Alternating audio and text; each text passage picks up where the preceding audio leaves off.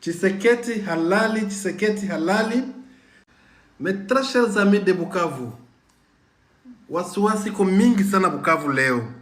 Kamanyola tombe. Kule kuko affrontement mwa nguvu sana. Wazalendo na FARDC wanasirika. Wako napigana na hivi nakwambia Kamanyola iko mikono ya wazalendo. Bukavu musitoke nje, mubakie kwa manyumba, wasiwasi ko mingi na hatujue bitaishia wapi.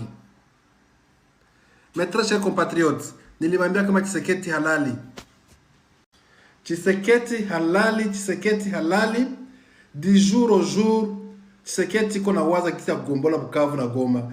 Kuko watu wanasema Tshisekedi mbona aseme kitu, Tshisekedi iko duru, Tshisekedi mbona anakaa kimya. Mes très chers compatriotes, Tshisekedi ni politicien, hawezi reveler secret zake zote atie kuma info apublier ambie watu, sino tutashindwa vita. Ndio maana unaona iko kimya. Hapendi kusema, hapendi kupublier, hapendi kupana masiri. Mais je vous assure que affrontement ziko nguvu sana ku niveau ya Kamanyola et disipe Bukavu hatujue bitakuwa hai. Restez connectés magharibi ndabambia situation yote na actualité pa kwa vitu vinafikia na programme zote zenye president anapanga. Ndabaibia tu misiri tu.